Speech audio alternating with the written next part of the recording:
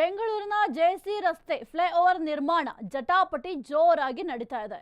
ಇನ್ನು ಪಿಪಿಪಿ ಮಾಡೆಲ್ನಲ್ಲಿ ಮೇಲ್ಸೇತುವೆ ನಿರ್ಮಾಣ ಮಾಡಬೇಕಾ?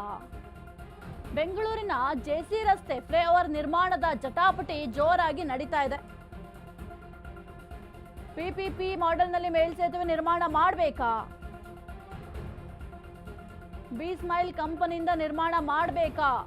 ಸರ್ಕಾರ ಎಷ್ಟು ಹಣ ನೀಡುತ್ತೆ ಅಂತ ಜಿಬಿಎ ಲೆಕ್ಕಾಚಾರ ಹಾಕ್ತಾ ಇದೆ. ಆರ್ವಿ ರಸ್ತೆ ಲಾಲ್ಬಾಗ್ ಗೇಟ್ನಿಂದ ಹಡ್ಸನ್ ಸರ್ಕಲ್ ಸುಮಾರು 3.5 ಕಿಲೋಮೀಟರ್ ಉದ್ದದ ಮೇಲ್ಸೇತುವೆಗೆ ಈಗ ಸಿದ್ಧತೆಯನ್ನ ಮಾಡಿಕೊಳ್ಳಲಾಗ್ತಾ ಇದೆ.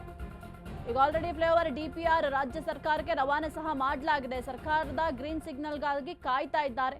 ಇನ್ನು ಈ ಒಂದು ಜೆಪಿ ರಸ್ತೆ ಫ್ಲೈಓವರ್ ನಿರ್ಮಾಣದ ವಿಚಾರವಾಗಿ ಸಾಕಷ್ಟು ಜಟಾಪಟಿ ಕೂಡ ನಡೀತಾ ಇದೆ.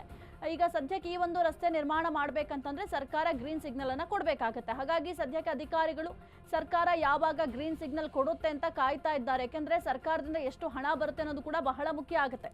ಆರ್ವಿ ರಸ್ತೆಯಿಂದ ಲಾಲ್ಬಾಗ್ ಗೇಟ್ನಿಂದ ಹಡ್ಸನ್ ಸರ್ಕಲ್ ವರೆಗೂ ಈ ಒಂದು ರಸ್ತೆ ಫ್ಲೈಓವರ್ ಏನಿದೆ ಅದನ್ನು ನಿರ್ಮಾಣ ಮಾಡಲಿಕ್ಕೆ ಸದ್ಯಕ್ಕೆ ಪ್ಲಾನ್ ಅನ್ನು ಕೂಡ ರೆಡಿ ಮಾಡಿ ಇಟ್ಕೊಂಡಿದ್ದಾರೆ. ಸರ್ಕಾರ ಎಷ್ಟು ಹಣ ಕೊಡುತ್ತೆ ಅನ್ನೋದ್ರ ಮೇಲೆ ಡಿಪೆಂಡ್ ಆಗುತ್ತೆ. ಈ ಕುರಿತು ಮಹೇಶ್ವರ ರಾವ್ ಅವರು ಮಾತನಾಡಿದ್ದಾರೆ. ಜೆಬಿ ಅಧ್ಯಕ್ಷರು ಏನು ಹೇಳಿದ್ದಾರೆ ನೋಡೋಣ. ನಾವು ಫೈನಲ್ ಸ್ಟೇಜ್ ಇನ್ ಪ್ರಿನ್ಸಿಪಲ್ ನಾವು ಆಲ್ರೆಡಿ ಅದರ ಬಗ್ಗೆ ಕೆಲಸ ಮಾಡ್ತಾ ಇದ್ದೀವಿ.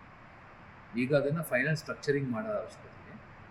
ಸೊ ಅದು ಯಾವ ಫೈನಾನ್ಸಿಂಗ್ ಪ್ಯಾಟರ್ನ್ ಅದೆಲ್ಲ ಈಗ ಚರ್ಚೆ ನಡೀತಾ ಇದೆ. ನಾವು ಬಿ ಸ್ಮೈಲ್ ಕಡೆಯಿಂದ ಎಷ್ಟು ಕೊಡಬೇಕು, ಲೋನ್ ಎಷ್ಟು ತಗೊಳ್ಬೇಕು, ಕಾರ್ಪೊರೇಷನ್ ಎಷ್ಟು ಕೊಡಬೇಕು, BOT ಆಧಾರದ ಮೇಲೆ ಮಾಡ್ತೀವಾ ಅಥವಾ EPC ಮಾಡೆಲ್ ಮಾಡ್ತೀವಿ, ಅದರ ಬಗ್ಗೆ ಚರ್ಚೆ ಫೈನಾನ್ಸಿಂಗ್ ಚರ್ಚೆ ಮಾಡಿ ಬಹುತೇಕ ಬೇಗನೆ ಇದರ ಬಗ್ಗೆ ತೀರ್ಮಾನ ಆಗುತ್ತೆ. ಪಿಲ್ಲರ್ ಆಗಿದ್ದು will not be for the whole stretch of the road. ಒಂದು ಪಿಲ್ಲರಿಗೆ ಆಗಿತಾ ಇತ್ತು. ಅದ್ರ ಬಗ್ಗೆ ಖಂಡಿತ ನಾವು ಅದರ ಜಿಬೆ ಮುಖಾಂತರ ಏನು ಕೋಆರ್ಡಿನೇಷನ್ ಮಾಡಬೇಕು ನಾವು ಮಾಡ್ತೀವಿ. ಈಗ ನಾವು ಫೈನಲ್ ಸ್ಟೇಜ್ ಇನ್ ಪ್ರಿನ್ಸಿಪಲ್ ನಾವು